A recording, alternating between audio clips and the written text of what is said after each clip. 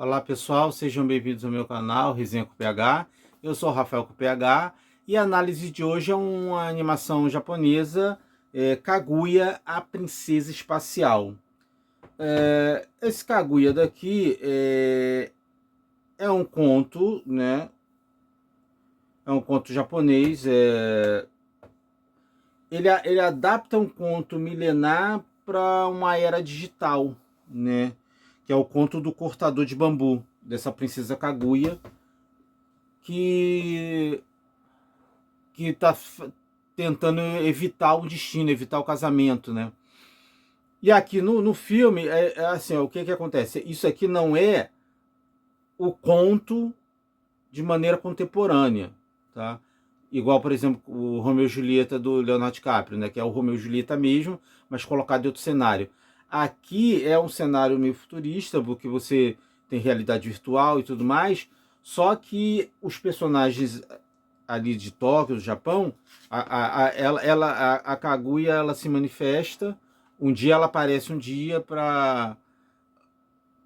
para essa menina chamada Iroha, que a Iroha é estudante, trabalha, mora sozinha, né? Teve alguma coisa ali do passado dela com a mãe, e ela conhece a Kaguya, né? Que aparece para ela como bebê, e aí no espaço de um dia ela cresce e vira adolescente como ela. E aí a Kaguya, as pessoas sabem que, quer dizer, a Iroha logo, porque a situação é toda estranha, pô. É um bebê e de repente virou um adulto, tal, então tem até aquela coisa assim, ela até lida bem com esse estranhamento. E ela logo já descobre, fala assim, peraí, você é a Kaguya do conto? Então ainda tem essa metalinguagem dela, deles saberem que ela é um ser desse conto. Então, nessa realidade do filme, o conto existe, é um conto milenar. Tá? Então, não é a adaptação do conto. Ele pegou a personagem que existia dentro do conto, né, os personagens, e colocaram ali nessa situação. Então a Iroha tá lidando com várias coisas, porque ela tem que trabalhar, tem que estudar, e aí tem essa coisa dela com a mãe. Tem as próprias. E aí o filme fala muito sobre de pertencimento, de lutar contra o destino, encontrar o seu próprio lugar. Então a Iroha e a Kaguya, elas acabam formando uma espécie de uma banda, né? E aí elas começam a fazer muito sucesso dentro desse.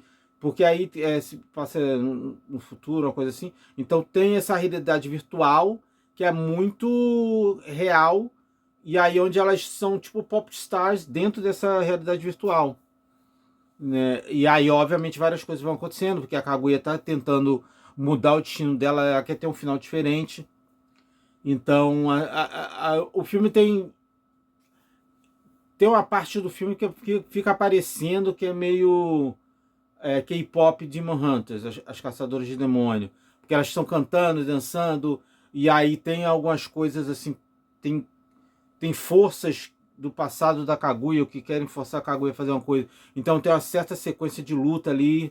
E a Kaguya ela é muito zoeira, porque ela é muito sem noção, né? Ela não é ser humano, então ela é muito brincalhona, muito é, muita atabalhoada, né? Então, assim, é muito engraçado as coisas. A animação é tradicional, então é muito bem feito as caras e bocas que elas fazem. E aí as coisas vão dando certo, mas aí chega um momento que você sente que elas têm que realmente lidar com várias coisas, principalmente Iroha lidar com a mãe, com coisas que ela. E aí você descobre, né, o que está acontecendo entre ela e a mãe. E aí nos minutos, no terceiro ato ali, nos últimos 30 minutos, fica um pouco mais assim, sério. Né? Elas começam a lidar com os temas, elas não fogem mais da, das responsabilidades, né? Então, assim, ele usa esse conto do cortador de bambu, né, como eixo, né? Aí tem o metaverso, tem música, tem toda essa coisa de identidade, né, para permear a narrativa. Que aí você tem destino, né? O conflito emocional e tudo mais. É... Então, assim, é um filme que diverte e emociona. Assim, eu não compararia ele com K-pop Demon Hunters. Eu acho que ele ia mais na linha aquela animação que fez muito sucesso, que ia ganhar até uma versão live action, Your Name, que pô, é muito bonito, muito, é lindíssimo. Não acho que chegue naquele nível, assim, tipo, eu até confesso que de repente,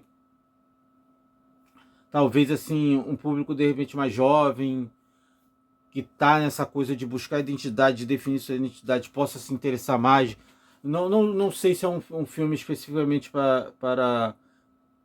só para o público feminino, por exemplo, K-pop Demon Hunters, tem essa questão ali feminina, mas o filme é divertidíssimo. Eu acho que o filme, né, é o sucesso que é porque agradou todo mundo.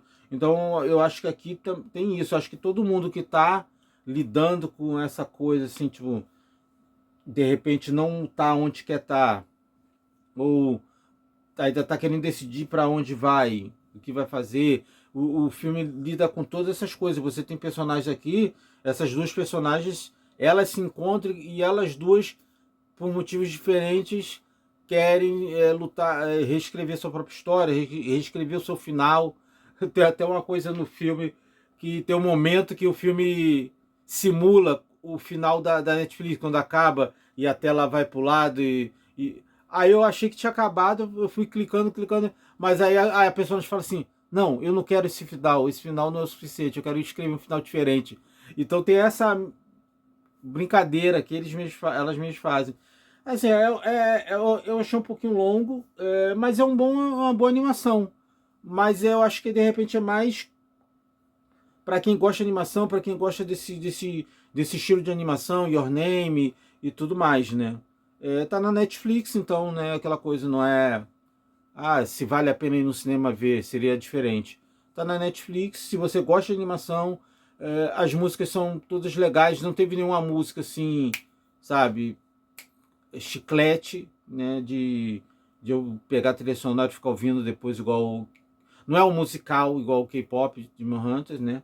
Então, assim, aí também de repente é legal você dar uma olhada no conto, né? Eu acho que de repente quem conhece o conto, como os japoneses já devem conhecer um pouco conto mais popular lá, eu acho que de repente você sabendo como é o conto do Cortador de Bambu, eu acho que de repente pode ser mais interessante, agrega mais. Mas no geral é isso, é uma boa animação japonesa, animação muito bem feita, traço muito bem feito, com uma história emocionante, que entretém ali. Aí de repente eu acho que vai entreter em níveis diferentes para determinados públicos. Aí tem que ver se você é o público para esse conteúdo, tá? Então é isso, pessoal. Kaguya, a Princesa Espacial, na Netflix, tá? Se você gostou, dá aquele like, se inscreve no canal e como sempre, muito obrigado por ter assistido. Tchau, tchau.